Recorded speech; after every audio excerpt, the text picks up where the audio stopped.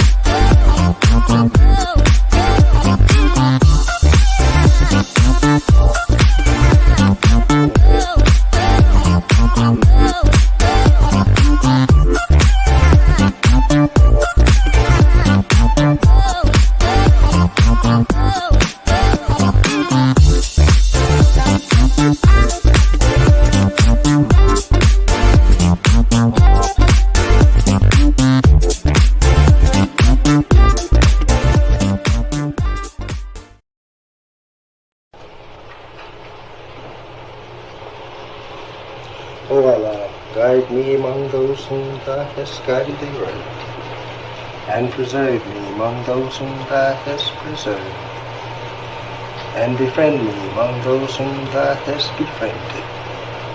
Bless me in whatsoever Thou dost grant me, and deliver me from the evil of what Thou hast judged. Surely Thou judges, and none can judge against Thee, and he whom Thou befriendest is not disgraced. Blessed art Thou, O Lord, and exalted be Thee above what they set up besides Thee. I bear witness, nothing deserves to be served besides Thee, and I bear witness that Muhammad is Thy servant and apostle. Amen.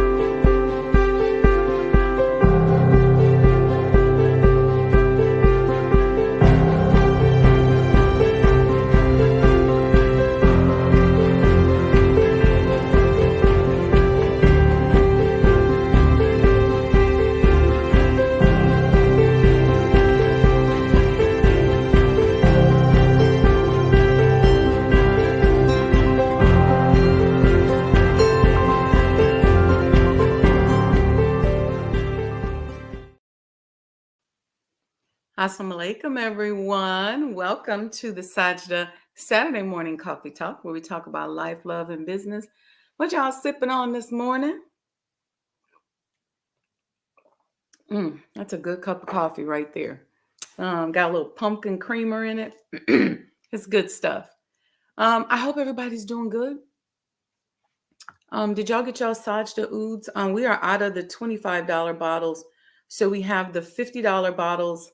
And some of you have already started talking about reordering and ordering for the holidays. You can use this QR code up here, that one, to to get a bottle. You get this free crystal decanter when you order.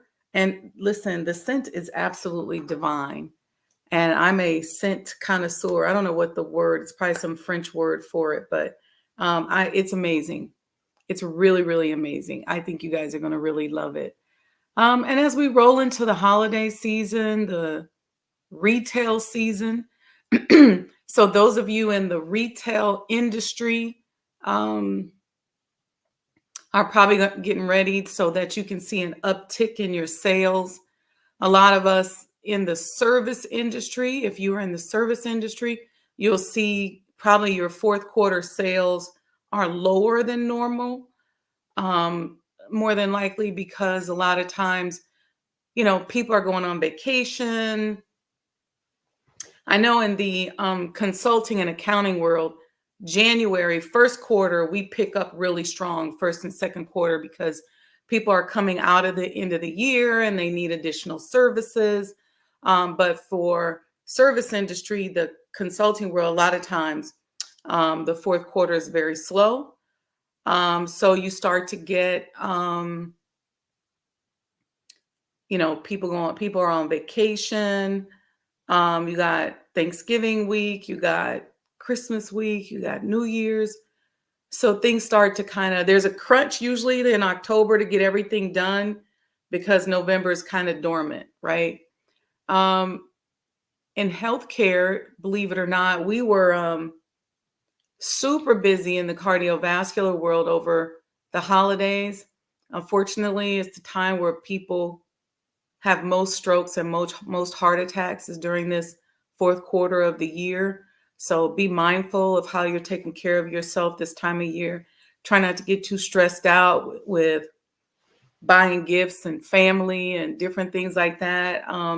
Try to set up loving energy. Um, and then you got the retail side. And on the retail side, obviously, as we know, things start to pick up. People start buying gifts. Hint, hint.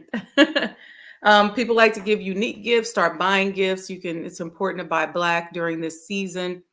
If you're buying gifts for people, try to make sure all of them are by a small business or a black business in particular, black Muslim business, even in more particular, if you can. Because a lot of these businesses have been challenged and suffering throughout the year.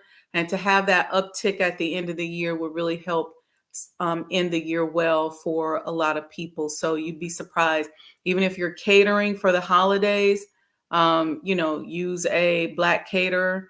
I don't know who, I don't know what kind of foods you're going to eat over the holiday, but get you somebody that know what they're doing if you're catering food.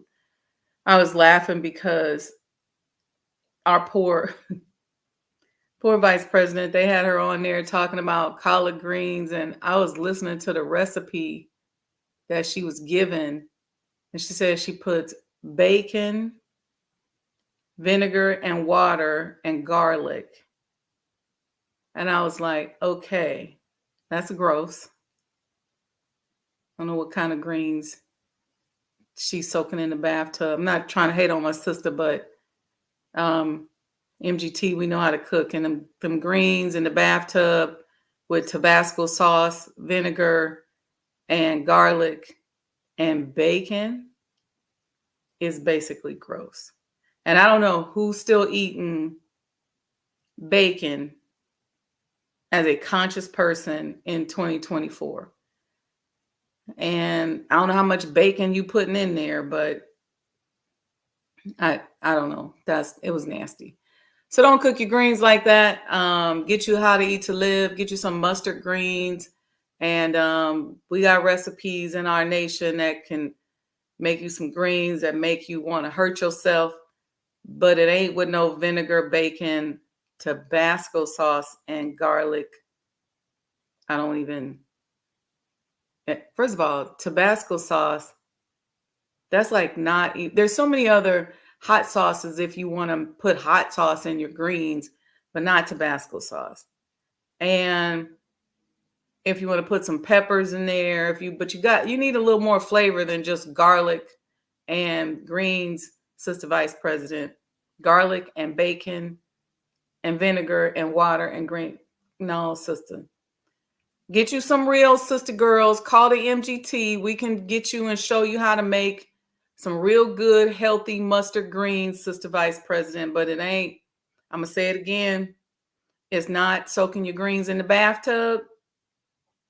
You just make them in batches, but you don't take them over to the bathtub and soak them. That's real gross. Not eat no greens from your house, girl. You're going to have to, if your sink ain't big enough, you're going to have to just make them in batches, but don't, no. Sister Sophia Shabazz said, I know we're not supposed to eat greens, but I sure can cook some. Oh, yeah. I can put my foot in some greens, Sister Sophia. But we can eat mustards. That's what's in How to Eat to Live. We can have a little mustards, not no collard greens and stuff, but I'm just talking about our beloved Vice President who needs to call the MGT to help get her some recipes. We're not hating on you, sister. We're going to show you how to make some healthy, clean greens, not soaked in the bathtub, not with vinegar, water, garlic, and Tabasco sauce. And bacon. No, ma'am. No, ma'am, Sister Vice President. No, ma'am. I don't know who told you that was good. I don't know if the people working on your campaign said, talk about the collard greens. I'm going to keep saying it. She said water, a little chicken stock. She said garlic, bacon, Tabasco sauce. And soak them in the bathtub if you got too many. No, ma'am, Sister Vice President. No, ma'am, no, ma'am. No, ma'am, no, ma'am. We'll help you. Yeah, that's right, Sister Sophia. A little smoked paprika. Give you that smoke flavor. Yeah. We can help you. Call up the MGT. You could call me, sis. Email me, sajdahouse@gmail.com. I need to tell you about Sajdah House anyway. Send me an email. I'll hook them greens up for you for the holidays. Show you how to do it with a good bowl of bean soup. Put that in there. We'll show you how to make some lamb chops if y'all eat meat at the house. We can make you some stewed chicken. We can help you with that turkey, but that greens recipe, no ma'am, Sister Vice President. We're gonna check you on that one. Out of love. Checking you out of love. So I wanted to talk today about manifesting in the face of controversy. Because what happens to a lot of us is that we have controversy going on in our lives, generally some type of trauma that we're dealing with. Okay. I mentioned to you that in the cardiovascular world, we were most busy during the holidays with heart attacks and strokes having a huge uptick. We always had to have an extra person carrying the backup number for the surgery center during that time of the year because the trauma that we're dealing with and the conditions, it's just that time of the year. Plus, it gets dark early. People go into a little bit of depression. They're dealing with stress and family. And it's very difficult oftentimes under those conditions to manifest. And so I want to talk about that because the contrast is that when things are going well, when you feel good, when you feel loved, when you feel special, it's easy to make stuff happen, right? It's easier to plan. Your nerves ain't bad. You can think straight. You can remember stuff. You know, when you're feeling good and you get the right conditions, manifesting or making things happen are easy. You can easily take it from your mind. Once controversy is injected, it impacts your vibration. So the controversy comes in, like I said, whether it's trauma, whether it's somebody just saying negative things about you, whether it's somebody trying to sabotage your business, whether you get worried, whatever happens that adjusts your vibration can impact whether or not you can make things happen. You can make that money. You can do the things that you know you need to do or you're trying to do during that period. And I always think about the minister when I'm going through something and some kind of controversy comes up. It's why when you're working on projects, if you can keep your team dynamics and keep the drama away from the project, everybody does well. But if you get one bad apple on the project, if you get somebody who comes in and there's all kind of changes in your stakeholders, or if there's changes in the people you're working with, just anything like that that creates some confusion can impact the effectiveness of the project or the production. Okay. And I think about the minister because in the midst of controversy, he's still producing. He's still building a nation. He's still flowing. He's still going. And when we were building the micro hospital, for example, we hit a point where there was so much controversy. And this is when I think I started to hone in on the skill set that I want to tell you about today. So when we first started building the clinics, there was not that much drama. Healthcare is very interesting on the business side because they don't get up in arms too much over clinics or primary care, internal medicine. They don't really get up in arms over that. Systemically, there's enough controls in place. The volume is low. They don't really trip too bad. Where they get crazy is, of course, in pharmaceuticals, where you got huge margins on them little pills. I wasn't on the pharmaceutical side. Or in surgery, huge margins, a lot of money. They go crazy when you get into the business of surgery, especially when you start talking about vascular and cardiovascular surgery. Crazy, crazy. So when we first built the clinics, though, it was small volume. I don't know that they felt like we were really going to be a force to be reckoned with. Wasn't really that big of a deal. Might really bothered us at the beginning with those little small clinics. We had one or two exam rooms. They're like, they ain't doing nothing. And then I came up with the idea to go and talk to the DC Office on Aging because we were having problems getting credentialed with the insurance company. We ended up turning that around where we started turning down insurance companies. But at the beginning, it was like, hey, can I come down and do a pitch? And we want to get credentialed with you. And they're like, so at the beginning, the tables were flipped.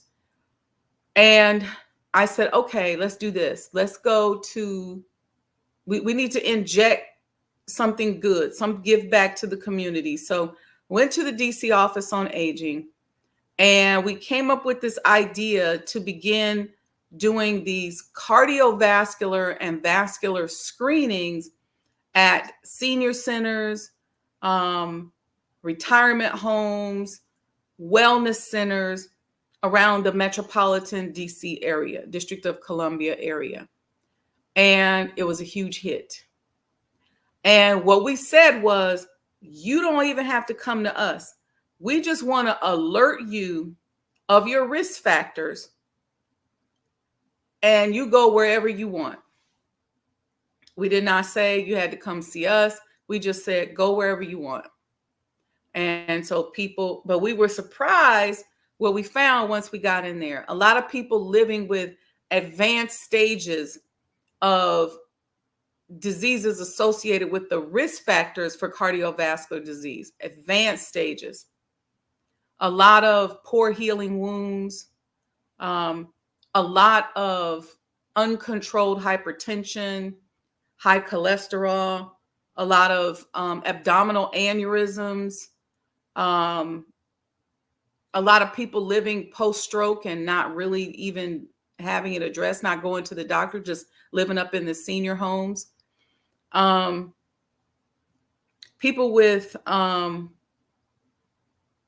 we had a lot of intermittent claudication. People who can't walk up the block without stopping, leg pain, leg swelling.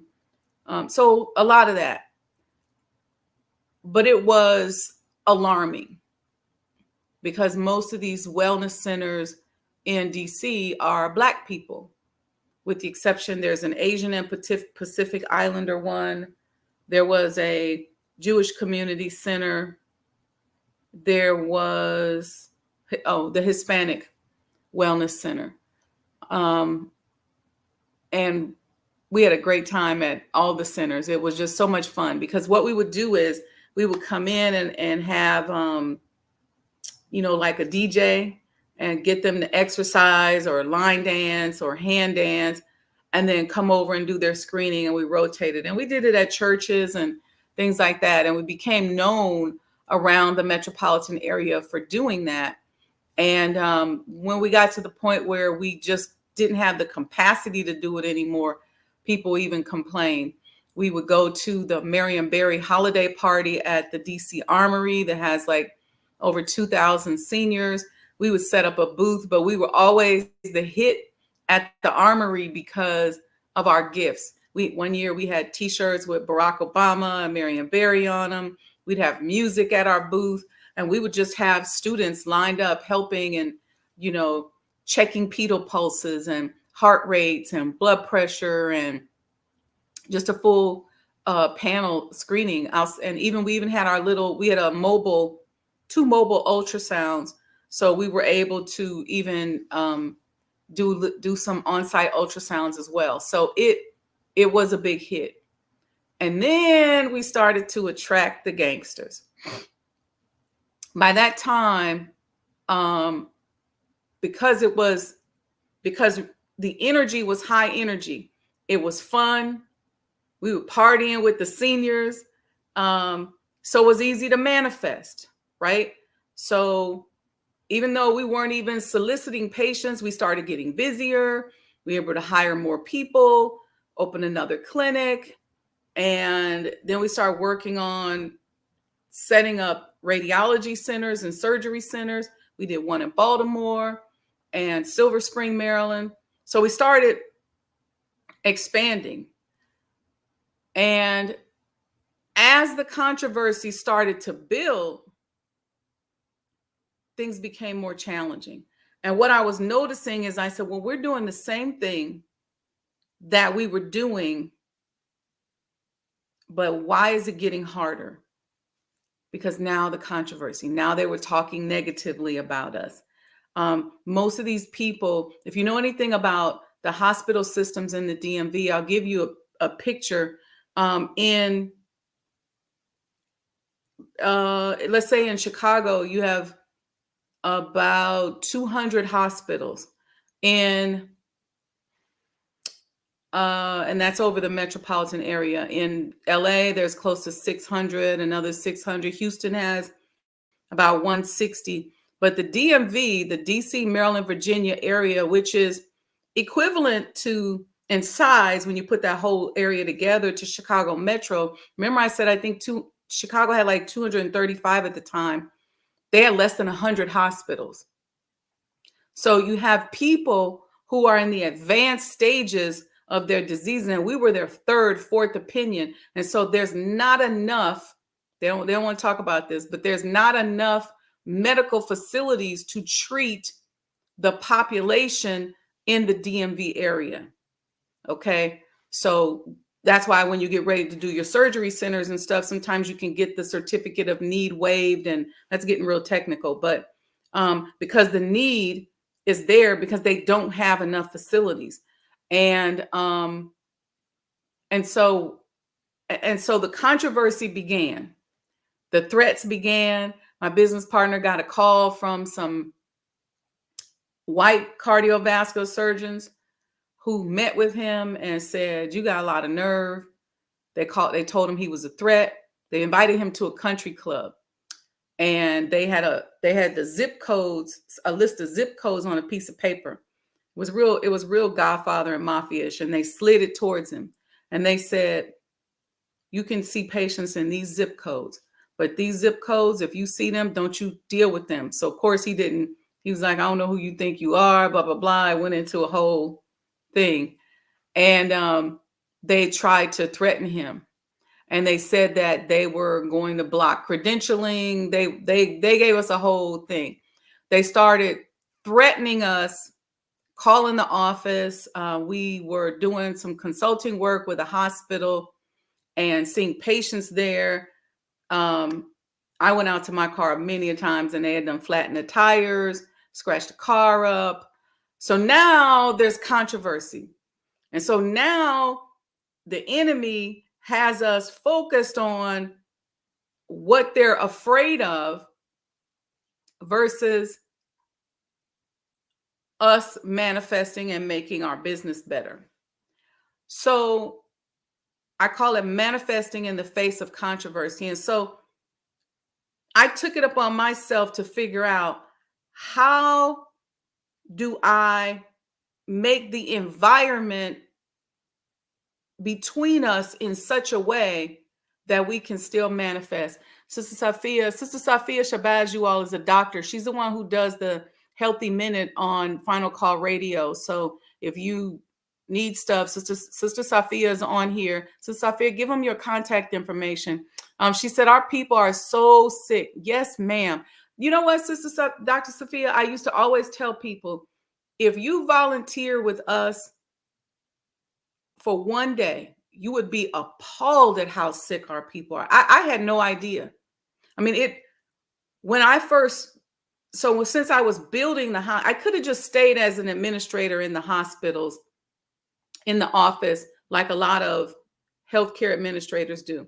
But since I was building and developing, I wanted to know what I was dealing with. So I would scrub in on cases, whether it was a carotid endarterectomy. I would go in and see the patients. I got used to everything, down to how we smell. I studied so much. That's how I got an honorary doctorate degree. I was there in the trenches, and the doctors would be right there with me. And I was just making sure that, so that when I was designing the centers, I understood what I was designing when I was hiring staff to present cases. Because remember, we got the sickest of the sickest patients, and insurance companies like, "Look, we done paid all we're going to pay for this patient." So we had to learn how to write up cases and go to hearings. I've been before so many judges on behalf of Black patients to force them to pay for their medical. And so this is controversy happening. She said, "Our people are so sick, it hurts to see believers with similar problems, but since very few NOI Muslims are struggling with smoking, it's not as bad." Yeah, Sis Sophia, we had a lot of doctors that be like, "I don't operate on people who smoke or even used to smoke." Because they don't, it's difficult to stitch them or restitch them. Yeah, without the smoking, it helps, but still, it's tough. I'm literally being sued by a doctor who bought another doctor's practice, and he's mad that I accepted patients who transferred to my office. Yes, many lawsuits where they start suing you when you start accepting new patients, because they don't want you to expand your business, especially if you're doing things that are above and beyond what they expect you to do. She's exactly right. Office threats. We have people on our front desk who would just quit because they'd be like, they called over here threatening y'all, um, blocking, credentialing. If when you have these big machines, they are state regulated. So like the C-arms and the radiology machines, they're an engineer from the state has to come out. They would try to interfere with that. Um, Anything they can to shut you down. They would send in mercenaries or spies, have somebody come in, try to change. They work there for a week and try to steal our trade secrets and leave and go somewhere else. Um, but so I know exactly what you're talking about, sis. It's the gangsters come out when you start talking about that. So now you got controversy. And to Safia, you can email me if you ever need to talk, because you need an environment. And like I was saying with my business partner, I said, how do I create an environment so that we can continue to manifest in the face of controversy? So in the offices, I would celebrate everything, every milestone number of patient. If we had a patient that overcame something, we would celebrate. The next day, we got, you know, balloons or flowers or something. We had music piped in throughout the surgery center. The micro hospital, we really did. And we had a license with AMCAP, so we could play like Isley Brothers. So while they're coming in, they're dancing, they're having fun. We would have events on the weekends, everything to keep the environment high so that we could continue to produce. And this is what I'm saying to us as we start our businesses. The manifesting in the face of controversy means that you got to find a way to recreate an energy space that you can pull on that makes it fertile for you to produce. Because otherwise, these people and the controversy that they keep hitting you with, and lawsuits are really stressful because of the money involved, the time involved, the lies that they tell. You're concerned and you're stressed out because you don't want the lies to get out. And you got to get ahead of the press, because they love to go to the press and tell lies. We had a newspaper come out and say that my business partner was doing, how did they put it? He was doing an excessive number of arteriograms and atherectomies. And I said, we had to come back and say, because that's what he does. He's a subsurgical specialist. You can't say you're doing too much of something and this is what you do. This is what you're fellowshipped and boarded in. This is what you do for a living. This is why people come to you. That's like somebody saying, so Sajdah, you done sold too many of these perfumes. We're going to talk about you in the press. Okay, well, if this is what I'm doing is selling perfumes, how are you upset? But they wanted to make it look like he was doing these things and he didn't have to do them, which was a lie, because our goal was always to keep the patients off of the operating table. We never wanted to do open surgery. As Dr. Safia just said, when you start dealing with patients who are diabetics and smokers, you don't want to open them up. You don't want to do a bypass. You don't want to start cutting on them. So as much as you can do in the office, you want to be able to do it, and you want to do as much of it as you can on a minimally invasive way, because they have an opportunity to heal. But see, the problem and the controversy came in because they might give you one minimally invasive surgery, and after that, they like, look, you get an open surgery, or go get amputated, get out of my face. Well, our thing was, we're going to try to help you on a minimally invasive way as much as possible. So now you get in controversy with the insurance company, because the insurance company's not used to seeing somebody keep trying to revascularize somebody.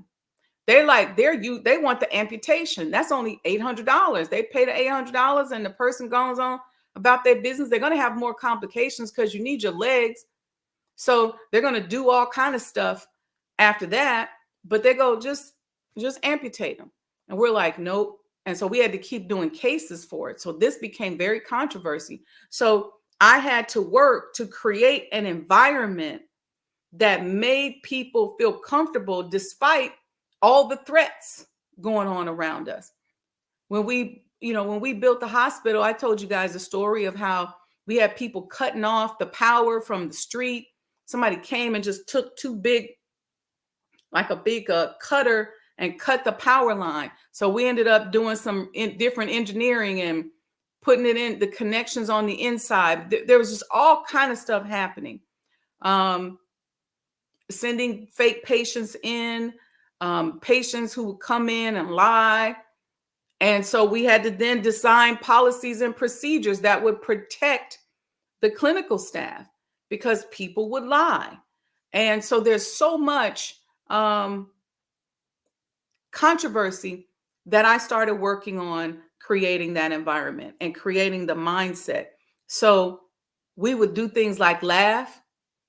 We had jokes we would tell every time a new controversy came up. Sometimes we would just be in the office just laughing, like, here they go again. And so I'm saying that to us because for us as Black people, a lot of times when we're small business, nobody says anything. But open a business and start having lines around the corner. Now the competitors looking at you, they're sending in mercenaries, they're paying attention. They feel like you're stealing their customers, their clients.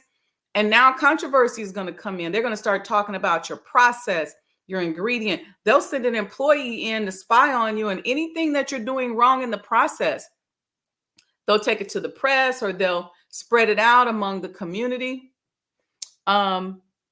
She said, Sister Dr. Sophia said, whatever you do, don't let them have any dirt. Oh, yes. Whatever you do, don't let them have any dirt on you. The minister told me they will spy on you because they're looking for weaknesses and dirt. So that's why they oftentimes will send in people to see if you make any little mistakes or anything that you do that's outside of what they think is the norm. And so our policy was that we were huge on documentation.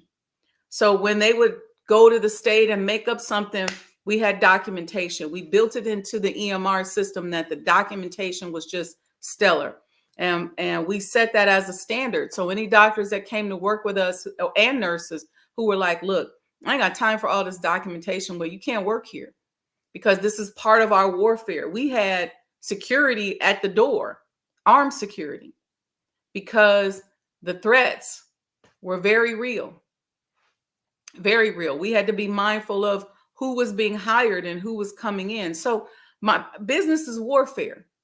And so oftentimes healthcare is just so gangster. They just get gang. I call them gangbangers and set tripping. It's the most gangster industry I've ever worked in. And I'm a business consultant. I've been in and out of more companies and more industries than most people have their entire life. I started out in public accounting. I went into consulting, and we're always going to different industries and different places. I've never seen anything like healthcare. And when you sit on the other side of the table as a developer where there aren't any Black people, and you see how they're talking about us as Black people, like we're products, like we're a service, it is very controversial, and it becomes very difficult to leave those tables and then figure out, okay, how do I manifest? I got to still make it happen. And so the idea is having the environment, having comrades or people that you can communicate with and talk to, even if it's nothing but just to laugh about what happened. Because what you want to do is you want to raise that vibration so that you can then produce. You don't want it to be so heavy on you so that it's creating stress. You got to lift it a little bit and lift that vibration so that you can move forward and continue to create and develop and strategize. Because every attack, I always said that the attacks were a blessing, because every attack helped us to learn how to tweak our process even more so that it could become airtight. The most they could do was just go and talk about us negatively. And then there's ways to combat that in the press and things like that. Because at the end of the day, when you're helping our people, some of us are a little crazy. We don't want help. The white man's ice is colder. We have patients, or we have told them, look, don't, this is the protocol you need to follow. And they went and did something else and ended up having a stroke or got amputated.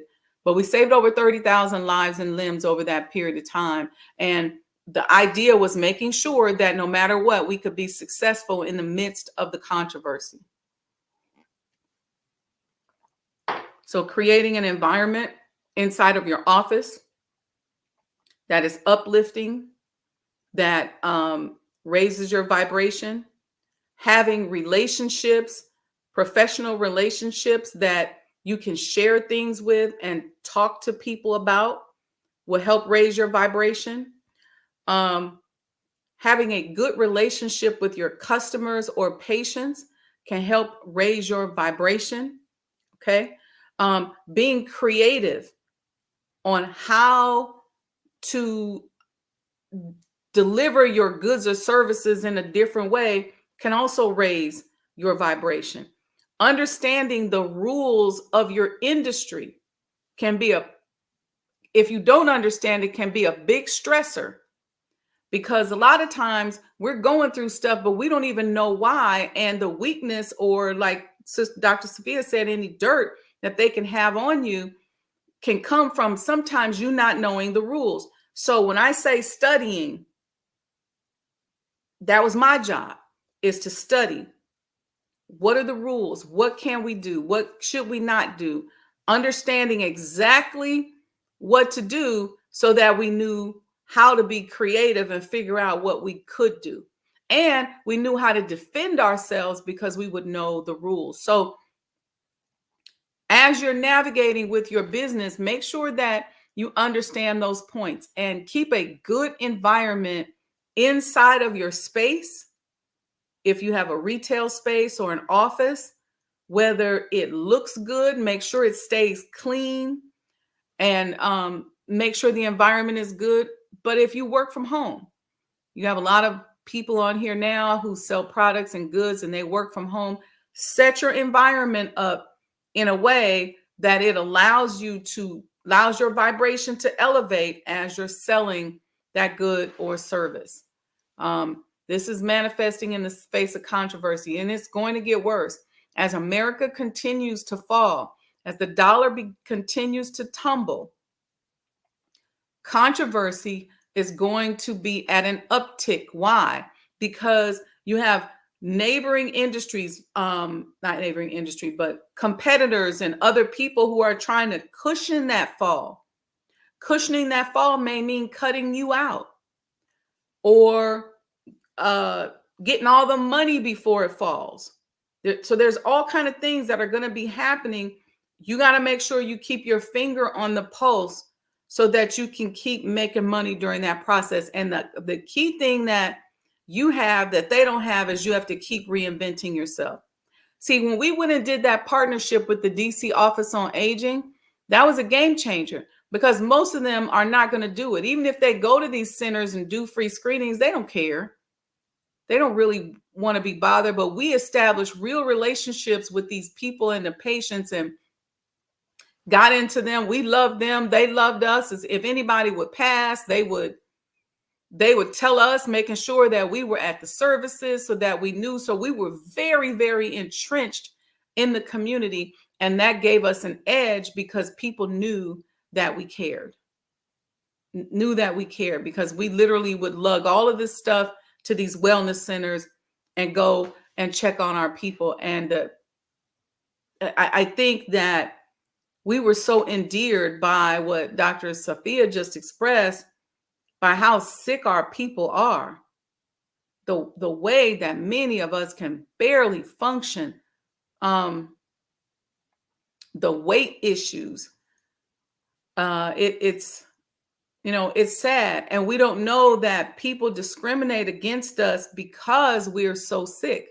See, we're going to the hospital to the doctor thinking, okay, they're going to really help me because I'm really not feeling good. But oftentimes they discriminate because they don't want to have to give you the full level of care that you really need.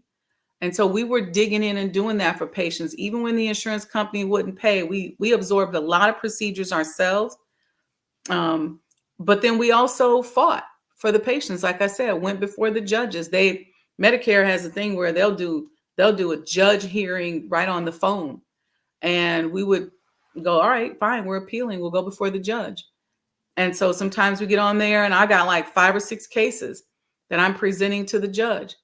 And I would have to say that about 90% of them, thank Allah, we won. It was rare that we would take it that far and they would be able to find a leg to stand on to deny the patient. Now, the other part of it where controversy comes in is sometimes we go through all that for the patient and they don't stop smoking. They don't stop eating bad food. They don't, they don't stop doing all these things.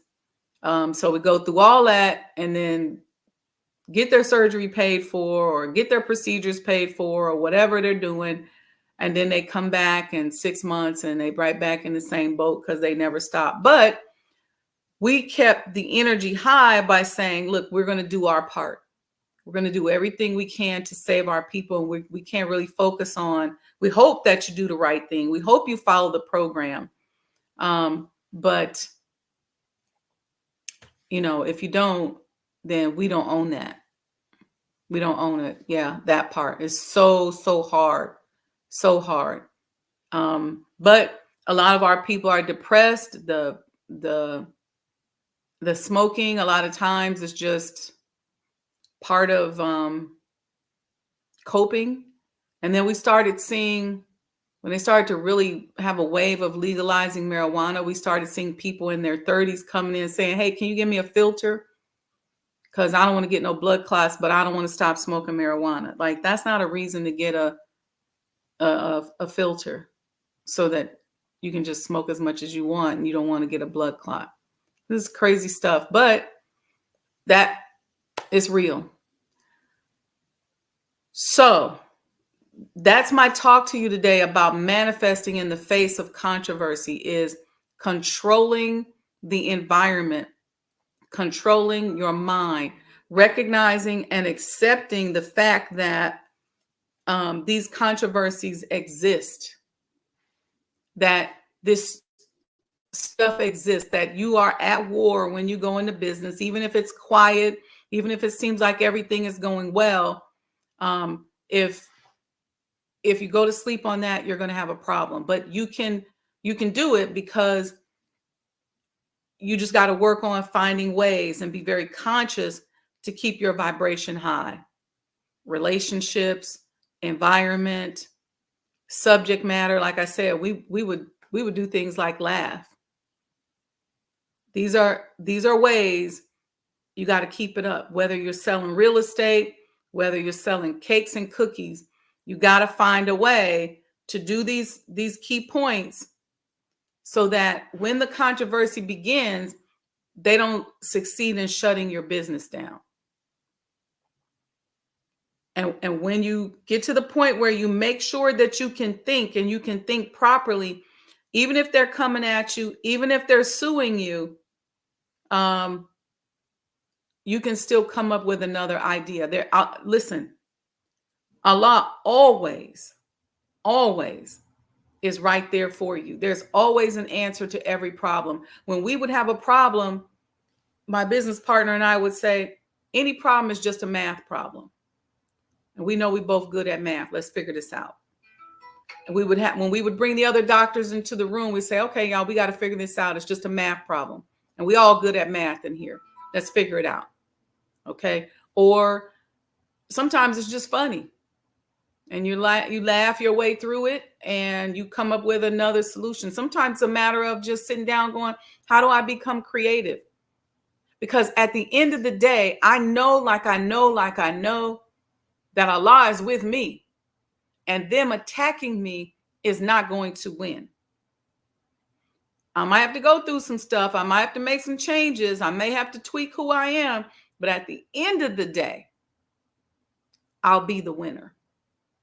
And so, with that in mind, and knowing that God had prepared a table for us, and knowing that He was with us, we were able to make it through, whether we were able to laugh our way through, strategize our way through, create our way through.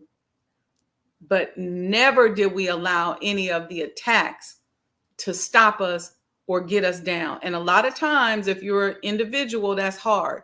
So find you some people, find you a tribe that you can work with. Okay, before we go, let me see who's in the chat. I know my good sister Dr. Sophia is here. I see Brother Lamont's in the house, Brother Robert Levinek, Sister Monica's in the house, Elevated Places. Yes, yes, and yes, Sister Sophia is here. Sister Sophia, give them your information if you would like, ma'am. You are welcome to do that, sis. Happy Saturday, Mom. Let's see who else we got here. Garland Mack, welcome, welcome. Thank you for joining. Yes, brother, the medical mafia. Them people is gangster. I never seen anything like it. I never seen anything like it. When they start coming to the office and want to sit down and have conversations, and then instead of having a collaborative conversation, you want to have a gangster conversation. And then me, I'm like, I know you're not going to disrespect my gangster like that. I just look like this. Are you serious? You really came to the office to sit down and say, and tell us what we going to do and what we not going to do? Are you serious? And most time they were serious. When they handed him those zip codes and was like, this is what you need to do. That was very mafia-ish. And then sometimes, for our business, it's a referral-based business. So if you have Medicare, you need a referral to go to a subsurgical specialist. So some of the doctors literally would say, we're not referring to them. And the patients would have to demand. So patients will call us and say, hey, I want to come to you all. My sister came to y'all. Y'all helped her, but my doctor, my primary care physician won't give us a referral. So if it was a primary care physician who I heard about that consistently, I would go and visit them, have a conversation with them. And I would present a case. Like, you care about your patients. Look, we right down the street, whatever it was. In other cases, we would just tell the patient, you got to go and demand that they refer you to us. And they would. And then once we got to where the relationship with the insurance companies were so well, the insurance companies would recommend us. And then we kind of boxed them in, but we had to get creative. We couldn't get emotional and go, what? They won't refer to it. We couldn't do that. And so that's what I'm trying to prevent us from doing here with this conversation. All right, y'all. So happy Saturday. I don't know what y'all got planned today, but make it a good one. If you don't have your Sajdah oud oils, go and get it. The QR code is there. You get this free crystal decanter when you order it. But it's beautiful. The scent is lovely. Very, very beautiful. And the beautiful thing about it is that it's going to smell differently to each person. It's going to smell different because of your pheromones on each person. So I think you all will love it. I think you'll love it. Okay. So support the network. If you get anything out of this, love offering, Cash App, Sajdah Enterprises. You can Zelle Wendy 100M. You can hit that super chat button at the bottom if you want. Or if you want to support the development and completion of the Honorable Elijah Muhammad House. I'm that close to making an announcement to y'all, but I'm not going to say anything right now. You heard me just talking about enemies and controversy and all of that kind of stuff. So, okay, family. Love you all. I will see you all. Let me see. Monday, I don't know if I'm going to be live or not because I have some workers starting at 6 a.m., but I'll see. We may do some live. Y'all might just go to work with me on Monday. We'll see. But I'll let you guys know. I'll keep you posted. All right. Peace and blessings, family. Love you very much. Thank you for joining. Thank you for listening. And thank you for your continued support. I keep telling y'all, If you need coaching or consulting, book me now, because as we travel towards the end of the year, my time is going to be stretched with completing the construction on the house. So I won't have a lot of time to coach and consult. So um, let's get your sessions in now. All right. Peace and blessings, family. Love, love, love you all.